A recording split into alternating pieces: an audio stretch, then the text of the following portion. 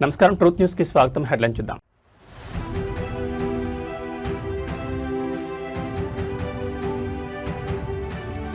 మహానాడు వేదికగా భావోద్వేగ ఘట్టం, నేతలపై చంద్రబాబు నాయుడు అపూర్వ ఆదరణ.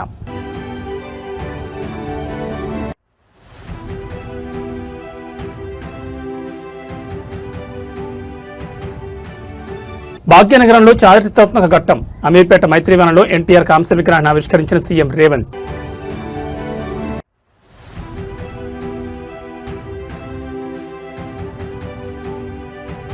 గ్రీన్ ఎనర్జీ దిశగా భారత్ సంచలన అడుగు, 37,500 కోట్లతో కోల్ గ్యాసిఫికేషన్ రెండవ దశకు కేబినెట్ ఆమోదం.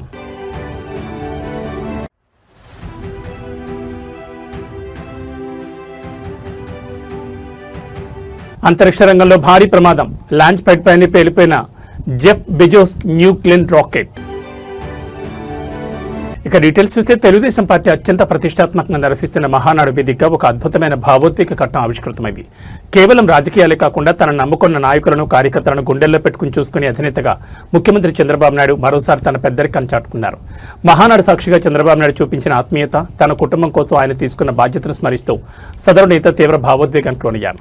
ఆ విజనరీ లీడర్ నాయకత్వంలో రాష్ట్ర భవిష్యత్ కోసం మరెన్నో అద్భుతాలు సృష్టించడానికి సిద్ధమంటూ ప్రకటించారు. పసుపు పండుగ జరుగుతున్న మహానాడు వేదికపై ముఖ్యమంత్రి చంద్రబాబు నాయుడు పార్టీ కోసం అహర్నిశలు శ్రమించిన నేతలను ప్రత్యేకంగా అభినందించారు. ఈ క్రమంలోనే సదరు నేతతో చంద్రబాబు నాయుడు ప్రత్యేకంగా మాట్లాడి ఆయన కుటుంబ క్షేమ సమాచారాలు అడిగి తెలుసుకున్నారు. పార్టీ కోసం, ప్రజల కోసం నిలబడిన సదరు నాయకుడి కుటుంబ బాధ్యతను తానే స్వయంగా తీసుకుంటానని వేదిక సాక్షిగా చంద్రబాబు భరోసా ఇచ్చారు. అధినేత చూపిన ఈ అపూర్వ ఆదరణతో అక్కడ ఒక్కసారిగా భావోద్వేగ వాతావరణం నెలకొంది. అధినేత చూపిన ఆత్మీయతపై సదరు నేత హృదయపూర్వకంగా స్పందిస్తూ మహానాడు వేదికగా ముఖ్యమంత్రి చంద్రబాబు నాయుడు నాపై చూపించిన ఆత్మీయత, నా కుటుంబం కోసం ఆయన తీసుకున్న బాధ్యత గురించి చెప్తుంటే మాటలు రావడం లేదు. తీవ్ర భావోద్వేగానికి లోనయ్యానంటూ తన మనసులోని మాటను పంచుకున్నారు. ఈ అండతో, అద్భుతమైన తోడ్పాటుతో రాబోయే రోజుల్లో ఆ విజనరీ లీడర్ చంద్రబాబుతో నడిచి రాష్ట్ర ప్రగతి కోసం మరెన్నో అద్భుతాలు సృష్టించడానికి తాను ఎల్లప్పుడూ సిద్ధంగా ఉన్నానని, శ్వాస ఉన్నంత వరకు పార్టీ కోసమే పనిచేస్తానని జై చంద్రబాబు నాయుడు, జై తెలుగుదేశం అంటూ శపథం చేశారు. ఆంధ్రప్రదేశ్ రాష్ట్రంలో అటవీ విస్తీర్ణాన్ని పెంచడంతో పాటు పర్యావరణ సమతుల్యతను కాపాడేందుకు కూటమి ప్రభుత్వం అత్యంత వినూత్నమైన ప్రణాళికలతో ముందడుగు వేస్తోంది. ఉప ముఖ్యమంత్రి, అటవీ పర్యావరణ శాఖ మంత్రి పవన్ కళ్యాణ్ పక్కా వ్యూహంతో రాష్ట్ర వ్యాప్తంగా పచ్చదనాన్ని రికార్డు స్థాయిలో పెంచేందుకు హరిత సమరం ప్రాజెక్టును తెరపైకి తీసుకొచ్చారు. ఇందులో భాగంగా కొండలు, గుట్టలు, మనుషులు వెళ్లడానికి వీల్లేని దుర్ఘట అటవీ ప్రాంతాల్లో సైతం అడవులను వేగంగా పెంచేందుకు సరికొత్త డ్రోన్ టెక్నాలజీని అటవీ శాఖ రంగంలోకి దించుతోంది. అటవీ శాఖపై నిర్వహించిన తాజా సమీక్ష సమావేశంలో డిప్యూటీ సీఎం పవన్ కళ్యాణ్ అధికారులకు స్పష్టమైన దిశానిర్దేశం చేశారు. రాష్ట్ర వ్యాప్తంగా ఏకంగా 2.5 కోట్ల విత్తన బంతులను పంపిణీ చేయాలని లక్ష్యంగా పెట్టుకున్నారు. జూన్ నెలలో ఈ విత్తన బంతుల తయారీ కార్యక్రమాన్ని డ్వాక్రా మహిళలు, విద్యార్థులు, యువత మరియు పర్యావరణ వాలంటీర్ల భాగస్వామ్యంతో ఒక ప్రజా ఉద్యమంగా మార్చాలని పిలుపునిచ్చారు. వర్షాకాలాన్ని పూర్తిగా ఉపయోగించుకుంటూ జూలై, ఆగస్టు నెలలో వీటిని విస్తారంగా చల్లడానికి అటవీ శాఖ ప్రణాళికలు సిద్ధం చేసింది. మనం చల్లే ప్రతి విత్తన బంతి మన భవిష్యత్తుకి ఇచ్చే ఒక నమ్మకమైన హామీ అని పవన్ పేర్కొన్నారు. ఈ మెగా ప్రాజెక్టును మరింత స్మార్ట్ గా, వేగంగా అమలు చేసేందుకు ప్రభుత్వం 3 పద్ధతులను ఎంచుకుంది. నేరుగా చల్లడం, చేతులతో నాటడంతో పాటు గుట్టలు, దుర్ఘటమైన లోయల కోసం అత్యాధునిక డ్రోన్ సాంకేతికతను ఉపయోగిస్తున్నారు. ఇప్పటికే స్వచ్ఛాంధ్ర స్వర్ణాంధ్ర విజన్లో భాగంగా అటవీ శాఖ డ్రోన్ల ద్వారా విత్తన బంతులను చల్లే విధానాన్ని క్షేత్రస్థాయిలో ప్రయోగాత్మకంగా పరిశీలిస్తోంది. నేల స్వభావాన్ని బట్టి పోషకాలు నిండిన మట్టి మరియు విత్తన మిశ్రమంతో కూడిన ఈ సీడ్ బాల్స్ డ్రోన్ల ద్వారా పడడం వల్ల తక్కువ సమయంలో, తక్కువ ఖర్చుతో 1000 ఎకరాల్లో దట్టమైన సామాజిక వనాలను, అడవులను సృష్టించవచ్చని అధికారులు భావిస్తున్నారు. అదే ఈ పార్టీ వాళ్ళకి ఇచ్చే గౌరవం. మొన్నటి వరకు చూశారు, రామ్మోహన్ నాయుడు గారు తండ్రి ఎంపీగా ఉంటే, ఆ రోజు పార్లమెంటరీ పార్టీ లీడర్గా ఉంటే, ఆయన అకాల మరణంతో ఆ రోజు నేను ఒక్కసారి ఆలోచిస్తే రామ్మోహన్ నాయుడు గారిని ఒకటే చెప్పాను, నువ్వేమీ అధైర్యపడద్దు, కుటుంబ పెద్దగా, తెలుగుదేశం పార్టీ కుటుంబ పెద్దగా బాధ్యత తీసుకుంటావు అని చెప్తే, వండర్ఫుల్ ఎక్స్పీరియన్స్. బాగా చదువుకున్నాడు, రాజకీయాలు కూడా బాగా చేస్తున్నాడు. 3వసారి ముచ్చటగా ఎంపీ అయ్యాడు, మళ్ళీ 4వసారి కూడా అవుతాడు. అందుకే ఆయన చేసిన కార్యక్రమాలు చూసిన తర్వాత నేను కేంద్రంలో మంత్రులు ఇస్తామంటే, మొట్టమొదటిసారిగా మళ్ళీ క్యాబినెట్ మినిస్టర్గా రామ్మోహన్ నాయుడు చేశామంటే, అతి చిన్న వయసులో ఈరోజు సెంట్రల్ క్యాబినెట్లో ఉన్నాడు. అది ఆయన అనుభవం. ఇప్పుడే అనిత తెలుగు గుండెల్లో సదా సజీవంగా నిలిచి యుగ పురుషుడు స్వర్గీయ నందమూరి తారక రామారావు జయంతి వేడుకల వేళ భాగ్యనగరంలో ఒక చారిత్రాత్మక ఘట్టం ఆవిష్కృతమైంది. హైదరాబాద్లోని అత్యంత రద్దీగా ఉండే అమీర్పేట్ మైత్రివనం సర్కిల్లో ఎన్టీఆర్ నూతన కాంస్య విగ్రహాన్ని తెలంగాణ ముఖ్యమంత్రి రేవంత్ రెడ్డి అధికారికంగా ఆవిష్కరించారు. నందమూరి కుటుంబ సభ్యులు, సినీ, రాజకీయ ప్రముఖులు మరియు వేలాది మంది అభిమానుల కోలాహల మధ్య జరిగిన ఈ విగ్రహావిష్కరణ మహోత్సవం అమీర్పేట మైత్రివనం జంక్షన్లో ఎన్టీఆర్ విగ్రహాన్ని ఏర్పాటు చేయాలనేది నందమూరి అభిమానుల సుదీర్ఘ కళ. అన్నగారి జయంతిని పురస్కరించుకుని ముఖ్యమంత్రి రేవంత్ రెడ్డి ముఖ్య అతిథిగా హాజరై ఈ విగ్రహాన్ని ఆవిష్కరించారు. విగ్రహాన్ని కప్పి ఉంచిన వస్త్రాన్ని తొలగించి అన్నగారి పాదాలకు సీఎం నమస్కరించిన తరుణంలో అక్కడ గుమిగూడిన వేలాది మంది నందమూరి అభిమానులు చేసిన జోహార్ ఎన్టీఆర్, జై ఎన్టీఆర్ నినాదాలతో అమీర్పేట్ పరిసర ప్రాంతాలన్నీ మారుమోగిపోయాయి. విగ్రహావిష్కరణ అనంతరం ఏర్పాటు చేసిన బహిరంగ సభలో ముఖ్యమంత్రి రేవంత్ రెడ్డి ప్రసంగిస్తూ ఎన్టీఆర్పై తనకున్న అపారమైన గౌరవాన్ని చాటుకున్నారు. ఎన్టీఆర్ ఉక్కు సంకల్పం కలిగిన ఒక సామాన్య మహానేత. పేద ప్రజల సంక్షేమం చేయంగా ఆయన ప్రవేశపెట్టిన పథకాలు, పరిపాలన నేటికి ఆదర్శం. ఆయన కేవలం ఒక నటుడు, రాజకీయ నాయకుడు కాదు. తెలుగు జాతి ఆత్మగౌరవం. ఎన్టీఆర్ ఇచ్చిన స్ఫూర్తితోనే, ఆయన వేసిన రాజకీయ భిక్షతోనే నేడు ఎందరో సామాన్యులు రాజకీయాల్లోకి వచ్చి అగ్రనాయకులుగా రాణిస్తున్నారంటూ రేవంత్ రెడ్డి కొనియాడారు. ఈ మహోత్సవానికి నందమూరి కుటుంబ సభ్యులు ప్రత్యేకంగా హాజరై ముఖ్యమంత్రికి కృతజ్ఞతలు తెలిపారు. వారితో పాటు టాలీవుడ్కి చెందిన పలువురు అగ్రనటులు, దర్శకులు, నిర్మాతలు మరియు సినీ పరిశ్రమ పెద్దలు తరలివచ్చి అన్నగారి విగ్రహానికి పుష్పాంజలి ఘటించారు. అమీర్పేట్ లాంటి కీలక కూడలిలో ఈ కార్యక్రమం జరగడంతో ట్రాఫిక్ ఎలాంటి అంతరాయం కలగకుండా నగర పోలీసులు ముందస్తుగా కట్టుదిట్టమైన రూట్ డైవర్షన్ మరియు భారీ బందోబస్తును ఏర్పాటు చేశారు. సాగే బాధ్యత మీదిక అంటోంది ప్రతి ప్రభుత్వ వేదిక. ప్రజలే దేవుళ్ళు, సమాజమే దేవాలయం అనిపించాలి. ఒక పని చేస్తే అదొక ఎగ్జాంపుల్ గా నిలిచిపోవాలి. అలాంటి ఎగ్జాంపులరీ పర్సనాలిటీ మనకు ముఖ్యమంత్రి గారి స్వహస్తాల మీదుగా మూడు పదాలు ఎన్టీఆర్.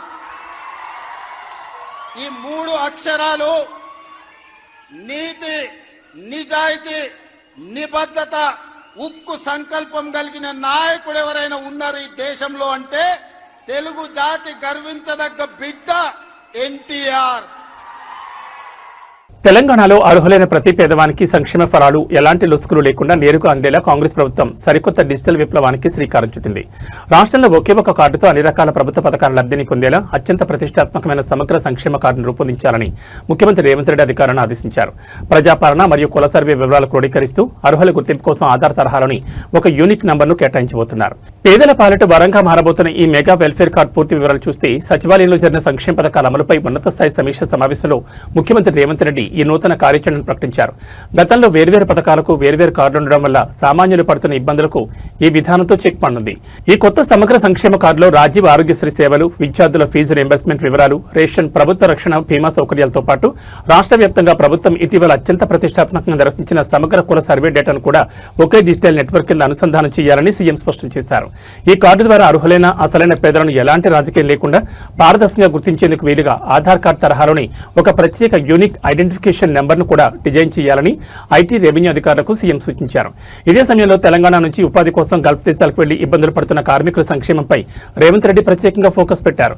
గల్ఫ్ కార్మికుల రక్షణ మరియు వారి కుటుంబాల ఆర్థిక భద్రత కోసం కేరళ ప్రభుత్వం విజయవంతంగా అమలు చేస్తున్న ప్రవాసీ వెల్ఫేర్ విధానాలపై తక్షణమే అధ్యయనం చేసి నివేదిక సమర్పించాలని ఉన్నతాధికారులను ఆదేశించారు.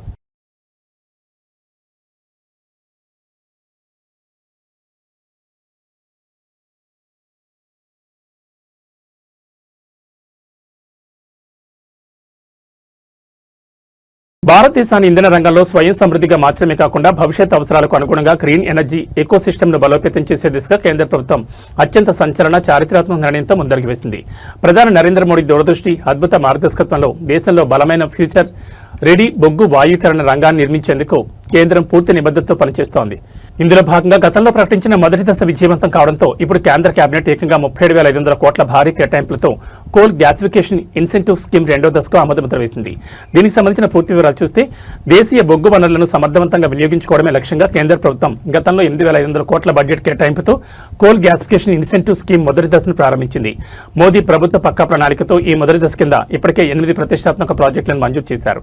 అత్యంత ఆశ్చర్యకరమైన విషయం ఏంటంటే ఇందులో సుమారు 4 మెగా ప్రాజెక్టుల పనులు ఇప్పటికే గ్రౌండ్ లెవెల్లో అత్యంత అత్యంత శరవేగంగా సాగుతున్నాయి. మిగిలిన ప్రాజెక్టులు కూడా తుది దశ అనుమతులను పూర్తి చేసుకుని నిర్మాణ పనులకు సిద్ధమవుతున్నాయి. ఈ మిషన్ మరింత బలోపేతం చేస్తూ కేంద్ర కేబినెట్ ఇప్పుడు ఏకంగా 37,500 కోట్ల భారీ వ్యయంతో రెండో దశకు గ్రీన్ సిగ్నల్ ఇచ్చింది. కేబినెట్ ఆమోదం పొందిన అతి తక్కువ వ్యవధిలోని బొగ్గు మంత్రిత్వ శాఖ రికార్డు స్థాయిలో విస్తృతంగా శ్రమించి ఈ ప్రోత్సాహక పథకానికి సంబంధించిన పూర్తి మార్గదర్శకాలను రూపొందించింది. భాగస్వామ్య పక్షాల ముందుకు పూర్తి వివరాలు తీసుకొచ్చింది. కేంద్ర కేబినెట్ ఆమోదం తెలిపిన క్షణం నుంచి క్షేత్రస్థాయి అమలు వరకు ఈ ప్రాజెక్టు కదిలిన వేగం మరియు సమర్థత మోదీ ప్రభుత్వ స్పష్టమైన సంస్కరణల ఆధారిత మరియు కార్యాచరణాత్మక పాలనకు అద్దం పడుతోంది. प्रधानमंत्री नरेंद्र मोदी जी के मार्गदर्शन पर देश में कोल गैसिफिकेशन एक मजबूत इकोसिस्टम बनाने के लिए हम पूरे कमिटमेंट के साथ काम कर रहे हैं. आज इसी दिशा में पहले 8,500 करोड़ का फर्स्ट फेज इंसेंटिव स्कीम शुरू किया है. आज उसमें 8 प्रोजेक्ट्स का सैंक्शन भी किया है बहुत कम समय में. इस 8 प्रोजेक्ट्स में लगभग 4 प्रोजेक्ट्स का पूरा काम फील्ड पे शुरू किया है और कुछ बचे हुए 8 प्रोजेक्ट्स में भी अभी बहुत कुछ आगे बढ़ रहे हैं. जल्दी भी उसका भी काम शुरू होगा. हाल ही में केंद्र सरकार में अभी 37,500 करोड़ का ये second phase coal gasification incentive scheme का ఆధ్యాత్మిక నగరమైన తిరుపతిలో కాకి చొక్కా నయా అరాచకానికి తెరలేపింది. మద్యం మత్తులో ఊగిపోతూ శాంతి భద్రతలను కాపాడాల్సిన ఒక పోలీస్ అధికారి సామాన్య వ్యాపారిపై దాడికి దిగడం తీవ్ర కలకలం రేపింది. తిరుపతిలోని ప్రముఖ పూర్వీక సెంటర్లో ఉచితంగా బిర్యానీ ఇవ్వలేదన్న ఒకే ఒక కారణంతో హోటల్ యజమానిపై ఎస్పీఎఫ్ ఏఎస్ఐ రాము విచక్షణారహితంగా దాడికి దిగాడు. అయితే నడి రోడ్డుపై కాకి దాష్టికాన్ని సహించని హోటల్ యజమాని సిబ్బంది సదరు ఏఎస్ఐపై తిరగబడి దేశస్తుతి చేశారు. తిరుపతి సిటీలోని అత్యంత రద్దీగా ఉండే పూర్విక సెంటర్ సమీపంలో ఉన్న ఒక హోటల్కు నిన్న రాత్రి స్పెషల్ ప్రొటెక్షన్ ఫోర్స్లో ఏఎస్ఐగా విధులు నిర్వహిస్తున్న రాము అనే వ్యక్తి వెళ్లాడు. పూర్తి స్థాయిలో మధ్యమత్తులో ఉన్న ఏఎస్ఐ హోటల్ కౌంటర్ వద్దకు వెళ్లి తనకు ఉచితంగా బిర్యానీ పార్సల్ ఇవ్వాలని ఆర్డర్ చేశాడు. అయితే హోటల్ సిబ్బంది బిల్లు కట్టాలని కోరడంతో మధ్యమత్తులో ఉన్న సదరు అధికారి ఒక్కసారిగా రెచ్చిపోయాడు. నన్నే డబ్బులు అడుగుతావా, నేనెవరో తెలుసా అంటూ హోటల్ సిబ్బందిని బూతులు తిరుగుతూ రద్దు చేశాడు. గొడవ పెద్ద అవడంతో హోటల్ యజమాని అడ్డు వచ్చి నచ్చజెప్పే ప్రయత్నం చేశాడు. కానీ అహంకారంతో బుగ్గిపోయిన ఏఎస్ఐ రాము యజమానిపై నేరుగా చేయి చేసుకుని భౌతిక దాడికి దిగాడు. కాకి అని కూడా చూడకుండా హోటల్ యజమాని అక్కడున్న సిబ్బంది తక్షణమే ఎదురుదాడికి దిగాను. నడి రోడ్డుపైనే ఏఎస్ఐ రామును పట్టుకుని బాదడంతో అక్కడ తీవ్ర ఉద్రిక్తత నెలకొంది. మధ్య మత్తులో తోలుతున్న సదరు అధికారిని హోటల్ సిబ్బంది కాలర్ పట్టుకుని నిలదీయడంతో స్థానికులు ఈ తతంగానంతా తమ మొబైల్ ఫోన్లలో రికార్డు చేశారు. పూర్విక సెంటర్లో భారీగా జనం గుమిగూడి ఘర్షణ పడుతుండటంతో స్థానిక పోలీసులకు సమాచారం అందింది. ఘటనా స్థలానికి చేరుకున్న శాంతి భద్రతల పోలీసులు ఇరు వర్గాలను చెల్లాచెదురు చేశారు. మధ్య మత్తులో దాడికి దిగిన ఎస్పీఎఫ్ ఏఎస్ఐ రామును అదుపులోకి తీసుకుని పోలీస్ స్టేషన్ తరలించారు. హోటల్ యజమాని ఇచ్చిన ఫిర్యాదు మేరకు ఏఎస్ఐ రాముపై కేసు నమోదు చేసినట్లు సమాచారం. డ్యూటీలో లేకుండా మద్యం సేవించి సామాన్యులపై దౌర్జన్యాన్ని దిగిన సదరు అధికారిపై శాఖాపరమైన చర్యల కోసం ఎస్పీఎఫ్ ఉన్నతాధికారులకు నివేదిక పంపారు.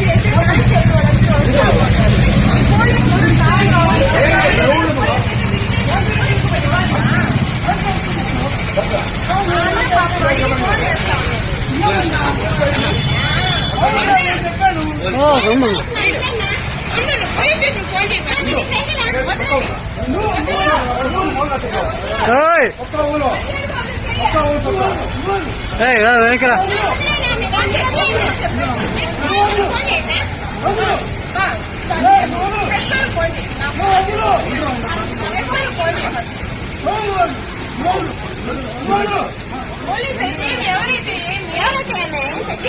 సైడ్ చేస్తాను తెచ్చి ఇవ్వలేసి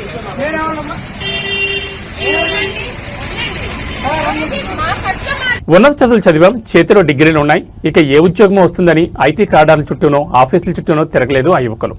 ఉద్యోగం అడగడం కాదు, మనమే ఒక వ్యాపారాన్ని సృష్టించుకోవాలి అనుకున్నారు. అనుకున్నదే తడవుగా తమ క్రియేటివిటీకి పదును పెట్టి గుంటూరు నగర వీధిలో ఒక పాత కారుతో సరికొత్త ఫుడ్ ట్రెండ్కు తెరలిపారు. హెల్త్ కాన్షియస్ ఉన్న వారి కోసం బొగ్గుల పొయ్యిపై కాల్చిన స్పెషల్ ఆయిల్ లెస్ చికెన్ అందిస్తూ ప్రస్తుతం స్థానికంగా హాట్ టాపిక్గా మారారు. చదువు పూర్తి కాగానే చాలా మంది లాగే ఉద్యోగాల వేటలో పడకుండా స్వయం ఉపాధి వైపు అడుగులు వేశారు గుంటూరు చెందిన కొందరు పట్టభద్రులైన యువకులు. తక్కువ పెట్టుబడితో ఎక్కువ మందిని ఎలా ఆకర్షించాలనే ఆలోచన నుంచి పుట్టింది ఈ కార్ ఫుడ్ కోర్ట్ ఐడియా. ఒక పాత కారును కొనుగోలు చేసి దాన్ని ఎంతో ఆకర్షణీయంగా వినూత్నంగా మార్చి ఒక మొబైల్ ఫుడ్ కోర్ట్గా తీర్చిదిద్దారు. సాయంత్రం కాగానే గుంటూరు నగరంలో ఈ కారు వెలిసే లైట్లు, అక్కడి నుంచి వచ్చే చికెన్ సువాసనలు నగరవాసులను ఇట్టే కట్టుపెట్టేస్తున్నాయి. కేవలం కారు డిజైన్ మాత్రమే కాదు, వీరు అందిస్తున్న మెనూ కూడా చాలా విలక్షణమైంది. ప్రస్తుత కాలంలో ప్రతి ఒక్కరూ ఆరోగ్యంపై, ఫిట్నెస్ పై ప్రత్యేక శ్రద్ధ చూపిస్తున్నారు. ముఖ్యంగా నూనె వస్తువులకు దూరంగా ఉంటున్నారు. దీన్ని గమనించిన ఈ యువకులు చుక్క నూనె కూడా వాడకుండా కేవలం బొగ్గుల పొయ్యికి కాల్చిన ఆయిల్ లెస్ చికెన్ స్నాక్స్ ను కస్టమర్లకు అందిస్తున్నారు. రుచితో పాటు ఆరోగ్యాన్ని కూడా మేలు చూస్తుండటంతో జిమ్కు వెళ్లే యువత, డైట్ ఫాలో అయ్యేవారు ఈ కార్ ఫుడ్ కోర్ట్ దగ్గరకు క్యూ కడుతున్నారు.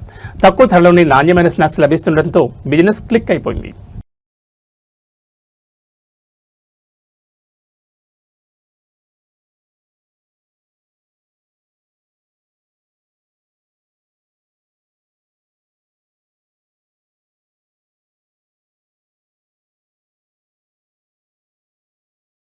భాగ్యనగరం వేదికగా ప్రపంచం ఆశ్చర్యపోయేలా సరికొత్త అంతర్జాతీయ నగర నిర్మాణానికి తెలంగాణ ప్రభుత్వం శరవేగంగా అడుగులు వేస్తోంది.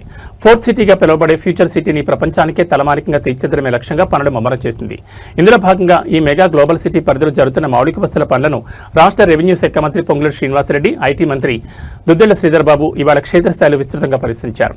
ఫ్యూచర్ సిటీ డెవలప్మెంట్ అథారిటీ భవనంతో పాటు ప్రతిష్టాత్మక స్కిల్ యూనివర్సిటీ పనులను మంత్రులు స్వయంగా పర్యవేక్షించారు. ఆ హైటెక్ సిటీ గ్రౌండ్ రూపేట్ చూస్తే హైదరాబాద్ నగరానికి సరికొత్త మకుటంగా మారబోతున్న ఫ్యూచర్ సిటీలో మంత్రుల పర్యటన అత్యంత ప్రాధాన్యత సంతరించుకుంది. ప్రపంచ స్థాయి ప్రమాణాలతో గ్లోబల్ ఇన్వెస్టర్లను ఆకర్షించేలా ఒక సరికొత్త నగర పర్యావరణాన్ని సృష్టించడమే తమ ప్రభుత్వ ప్రధాన లక్ష్యమని మంత్రులు ఈ సందర్భంగా స్పష్టం చేశారు. ఫ్యూచర్ సిటీ పరిపాలనా బాధ్యతలను పర్యవేక్షించే ఫ్యూచర్ సిటీ డెవలప్మెంట్ అథారిటీ నూతన కార్యాలయ భవన నిర్మాణ పనులను మంత్రులు అంగుళం పరిశీలించారు. భవన నిర్మాణాన్ని అంతర్జాతీయ ఆర్కిటెక్చర్తో నిర్ణీత గడువులుగా పూర్తి చేయాలని కాంట్రాక్ట్ సంస్థలను ఆదేశించారు.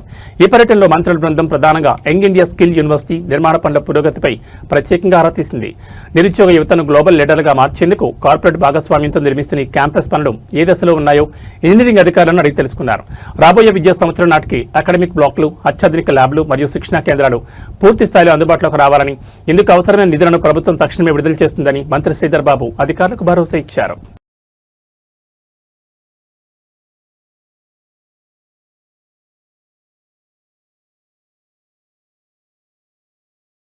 తెలంగాణ రాష్ట్రంలో అకాల వర్షాలు అన్నదాతలు ముంచెత్తుంటే ప్రభుత్వ ధాన్యం కొనుగోలు కేంద్రాలు నత్తనడకన వ్యవహారం రైతులను కోలుకోలేని దెబ్బతీస్తోందంటూ ప్రతిపక్షాలు మండిపడుతున్నాయి. రైతుల రక్తాన్ని చెమటగా మార్చి పండించిన పంటను కాంగ్రెస్ ప్రభుత్వం సకాలంలో కొనుగోలు చేయకపోవడంతో ఐకేపీ సెంటర్లోని ధాన్యం అకాల వర్షాలకు తడిసి ముద్దైందని, దీంతో అన్నదాతలు దిక్కుతోచని స్థితిలో కొట్టుమిట్టాడుతున్నారంటూ బీఆర్ఎస్ నాయకులు నలమాస శ్రీకాంత్ గౌడ్ తీవ్ర ఆగ్రహం వ్యక్తం చేశారు. రైతులు పండించిన ప్రతి గింజను తక్షణమే ప్రభుత్వమే కొనుగోలు చేయాలని ఆయన డిమాండ్ చేశారు. రాష్ట్ర వ్యాప్తంగా సాగుతున్న యాసంగి ధాన్యం కొనుగోళ్లపై క్షేత్రస్థాయిలో తీవ్ర విమర్శలు వ్యక్తమవుతున్నాయి. ఐకేపీ సెంటర్లకు ధాన్యం తెచ్చి వారాలు గడుస్తున్న అధికారులు తూకాలు వేయకపోవడంతో ఒక్కసారిగా ముంచెత్తిన అకాల వర్షాల ధాటికి వేలాది క్వింటాల ధాన్యం కొట్టుకుపోయింది. చేతికొచ్చిన పంట కళ్ల ముందే తడిసిపోవడంతో రైతులు కన్నీరు మున్నీరవుతున్నారు. ఈ దుస్థితిపై మండిపడిన నలమాస శ్రీకాంత్ గౌడ్ కాంగ్రెస్ ప్రభుత్వ అలసత్వం వల్లే అన్నదాతలకు ఈ అరిష్టం దాపించిందని, కొనుగోలు వేగవంతం చేయడంలో ప్రభుత్వం పూర్తి స్థాయిలో విఫలమైందని ఆరోపించారు. ధాన్యం కొనుగోలు కేంద్రాలను పరిశీలించిన అనంతరం నలమాస శ్రీకాంత్ గౌడ్ మీడియాతో మాట్లాడుతూ రైతులు తమ రక్తాన్ని చెమటోడ్చి పండించిన పంటను కాంగ్రెస్ ప్రభుత్వం కనీసం పట్టించుకోకపోవడం దారుణమన్నారు. వర్షాలకు తడిసిన ధాన్యాన్ని చూసి తట్టుకోలేక రైతులు దిక్కుతోచని స్థితిలో కొట్టుమిట్టాడుతున్నారు. కనీసం ఇప్పటికైనా ప్రభుత్వం నిద్రమత్తు వేడాలి. వర్షానికి తడిసిన రంగుమారిన ధాన్యంతో సంబంధం లేకుండా రైతులు పండించిన ప్రతి గింజను కనీస మద్దతు ధరకు ప్రభుత్వమే పూర్తిగా కొనుగోలు చేయాలి. లేని పక్షంలో బీఆర్ఎస్ ఆధ్వర్యంలో రైతుల పక్షాన పెద్ద ఎత్తున ఉద్యమిస్తామని హెచ్చరించారు. ఈరోజు ఈ యొక్క రాష్ట్ర ప్రభుత్వం రైతులపైన పగబట్టిందా అనేటువంటి విధంగా ఇలా వ్యవహరిస్తూ ఉంది. కళ్ళాలలో ఉన్నటువంటి వడ్లన్నీ కూడా అట్నే నిలిచిపోయి ఉన్నాయి. సకాలంలో కొనుగోలు అనేటువంటి సరిగ్గా జరగకపోవడంతో ఈ చెడగొట్టు వానలు పడి అకాల వర్షాలతోని అన్నదాత మొత్తం కూడా కకలావికలమైపోతూ ఉన్నాడు.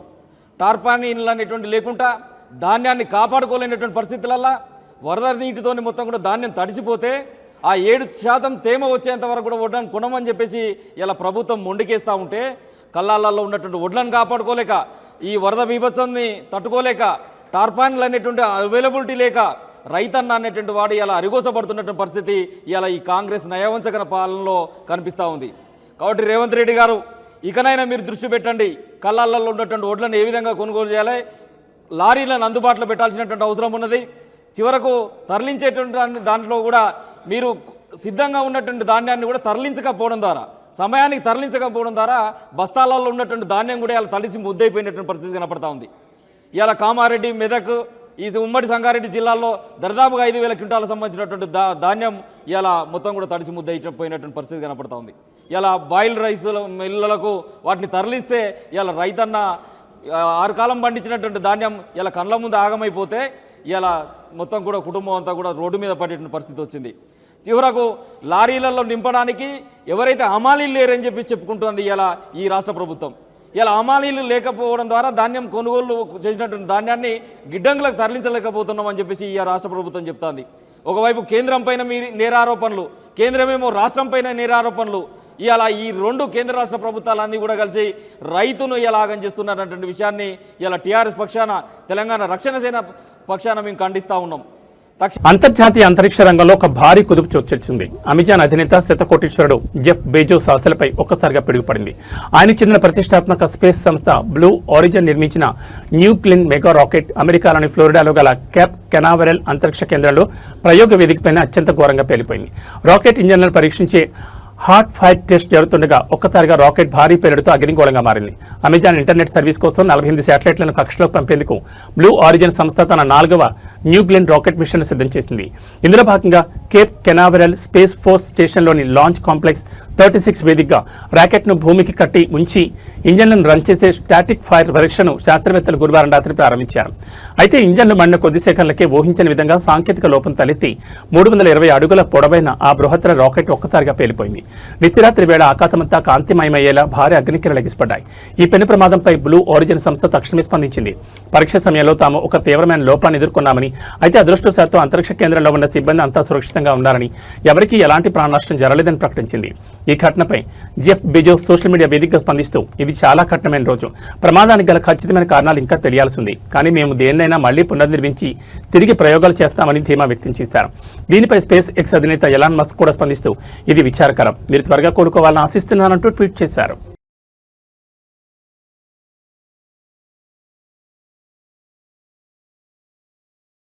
టాలీవుడ్ గ్లోబల్ స్టార్ రామ్ చరణ్, బుచ్చిబాబు, సనా కాంబినేషన్లో రూపుదిద్దుకుంటున్న most awaited pan India sports drama Peddi. ఈ సినిమా సెట్స్లో రామ్ చరణ్ ప్రవర్తనపై ఆయనతో కలిసి స్క్రీన్ షేర్ చేసుకోవడంపై Bollywood crazy actor Mirzapur fame Divyendu Sharma ఆసక్తికరమైన వ్యాఖ్యలు చేశారు. రామ్ చరణ్తో నటించేటప్పుడు తనకు మొదట్లో చాలా టెన్షన్ కలిగిందని, కానీ చరణ్ ఇచ్చిన సపోర్ట్ మరవలేదని ఆయన పేర్కొన్నారు. ఉప్పెన డైరెక్టర్ బుచ్చిబాబు దర్శకత్వంలో రామ్ చరణ్ నటిస్తున్న పెద్ది సినిమాపై దేశవ్యాప్తంగా భారీ అంచనాలున్నాయి. ఈ చిత్రంలో ఒక కీలక పాత్ర పోషిస్తున్న బాలీవుడ్ నటుడు దివ్యేంద్ర శర్మ ఒక ఇంటర్వ్యూలో చరణ్ డౌన్ టు ఎర్త్ స్వభావాన్ని కొనియాడారు. రామ్ చరణ్ అంత పెద్ద గ్లోబల్ స్టార్ ఆయనతో మొదటిసారి స్క్రీన్ షేర్ చేసుకునేటప్పుడు నాలో కొంత టెన్షన్ బెరుకు ఉండేవి, కానీ ఆయన నన్ను రిసీవ్ చేసుకునే విధానం చూసి ఆశ్చర్యపోయాను. నాతో చాలా సాధారణంగా ఎంతో గౌరవంగా మాట్లాడారని దివ్యేందు తెలిపారు. కేవలం పరిచయం మాత్రమే కాదు, షూటింగ్ సమయంలో చరణ్ ఇచ్చిన కంఫర్ట్ వల్లే ఇద్దరి మధ్య సీన్స్ అద్భుతంగా పండాయని దివ్యేందు చెప్పుకొచ్చారు. సెట్స్లో మేమిద్దరం కలిసి కొన్ని అత్యంత కీలకమైన సన్నివేశాలు నటించాం. ఒక నటుడిగా నాకు పూర్తి స్వేచ్ఛనిచ్చారు. కెమెరా ముందుకు వెళ్ళినప్పుడు ఆ టెన్షన్ అంతా పోయి ఒకరికొకరం పోటీపడి నటించేలా చరణ్ ప్రోత్సహించాను. స్క్రీన్పై మా కాంబినేషన్ సీన్స్ చాలా పవర్ఫుల్గా వచ్చాయి. ఆ క్రెడిట్ అంతా ఖచ్చితంగా రామ్ చరణ్కే దక్కుతున్నట్టు తన మనసులోని మాటను బయటపెట్టారు.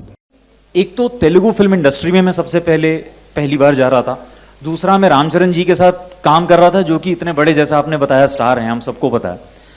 मुझे ये था कि हमारे जो दोनों के कैरेक्टर हैं ना, एक्चुअली ये फिल्म जो है ये ट्रायंगल लव स्टोरी है, उनके, मेरे और जानवी के बीच में. तो उनका मेरा भी लव एंगल है. तो हमारा जो लव एंगल है ना, वो थोड़ा ज़्यादा ही, मतलब वो कॉन्फ्लिक्ट से भरा हुआ लव एंगल है, टॉक्सिक है हमारा थोड़ा. तो పసిడి ప్రియులకు మరియు కొనుగోలుదారులకు బులియన్ మార్కెట్ ఇవాళ మరోసారి గట్టి షాక్ ఇచ్చింది. హైదరాబాద్ బులియన్ మార్కెట్లో బంగారం, వెండి ధరలు మునిపెన్నడూ లేనంతగా భారీగా ఎగపాకాయి. అంతర్జాతీయ మార్కెట్ల ప్రభావంతో దేశీయంగా పసిడి రికార్డు స్థాయి ధరలను నమోదు చేస్తోంది. ఇవాళ ట్రేడింగ్లో 24 క్యారెట్ల ప్యూర్ గోల్డ్ ధర ఏకంగా 1580 ఎగబాకి సరికొత్త గరిష్టాలను తాకింది. అటు వెండి కూడా 5000 రూపాయలు పెరిగి మార్కెట్లో హాట్ టాపిక్గా మారింది. ఇవాటి లేటెస్ట్ రేట్ల పూర్తి వివరాలు చూస్తే హైదరాబాద్ బులియన్ మార్కెట్ గణాంకాల ప్రకారం అత్యంత స్వచ్ఛమైన 24 క్యారెట్ల 10 గ్రాముల పసిడి ధరపై ఇవాళ ఒక్కరోజు 1580 రూపాయలు పెరిగింది. దీంతో ఈ ధర రికార్డు స్థాయిలో 157,640కి చేరుకుంది.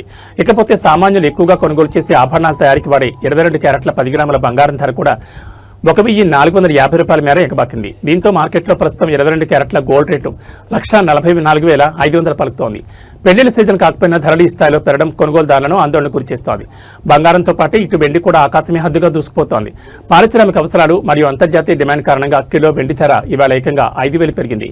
ఈ భారీ పరుగుతో ప్రస్తుతం హైదరాబాద్ మార్కెట్లో కేజీ సిల్వర్ రేట్ అక్షరాల 2,90,000గా స్థిరపడింది. అయితే ఈ ధరలు కేవలం ప్రాథమిక మార్కెట్ల రేట్లు మాత్రమేనని, తెలుగు రాష్ట్రాల్లోని వివిధ నగరాలు ప్రాంతాలను బట్టి, అలాగే జ్యువెలరీ షోరూంల మేకింగ్ ఛార్జీలు జీఎస్టీని బట్టి ఈ ధరల్లో స్వల్ప తేడాలు ఉండొచ్చని బులియన్ వర్గాలు స్పష్టం చేస్తున్నాయి.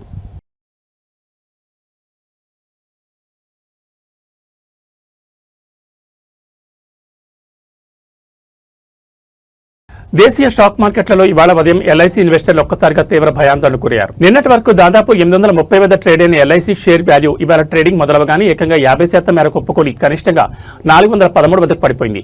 దేశంలోని అతిపెద్ద ప్రభుత్వ బీమా సంస్థ షేర్లు ఇలా ఒక్కరోజే సగానికి సగం పడిపోవడంతో ఇన్వెస్టర్లు బెంబేలెత్తిపోయారు. అయితే ఇది స్టాక్ క్రాష్ కాదని, ఇన్వెస్టర్లకు ఒక భారీ లాభమని మార్కెట్ నిపుణులు స్పష్టం చేస్తున్నారు. ఎల్ఐసి షేర్ ధర ఇవాళ సగానికి తగ్గడానికి అసలు కారణం సంస్థ ప్రకటించిన 1:1 బోనస్ షేర్ నిర్ణయమే. ఎల్ఐసి మేనేజ్మెంట్ తమ ఇన్వెస్టర్ల కోసం ఒక షేరుకు మరో ఎక్స్ట్రా షేర్ ఉచితంగా అందించాలని నిర్ణయించింది. మార్కెట్ నిబంధనల ప్రకారం ఏదైనా ఒక సంస్థ బోనస్ షేర్ అని ప్రకటించినప్పుడు దానికి సంబంధించిన ఎక్స్ డేట్ రోజున మార్కెట్ ఆటోమేటిక్గా షేర్ ధరను అడ్జస్ట్ చేస్తుంది. అందులో భాగంగానే నిన్న 830 రూపాయలుగా ఉన్న ఎల్ఐసి షేర్ వాల్యూ ఇవాళ 50% అడ్జస్ట్మెంట్ అయి 413 వద్ద ట్రేడింగ్ ప్రారంభించింది.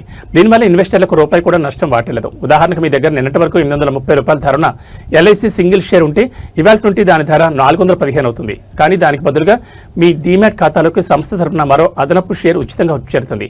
అంటే మీ దగ్గర ఉన్న షేర్ల సంఖ్య సరిగ్గా రెట్టింపు అవుతుంది. మీ మొత్తం పెట్టుబడి విలువలో ఎలాంటి మార్పు ఉండదు.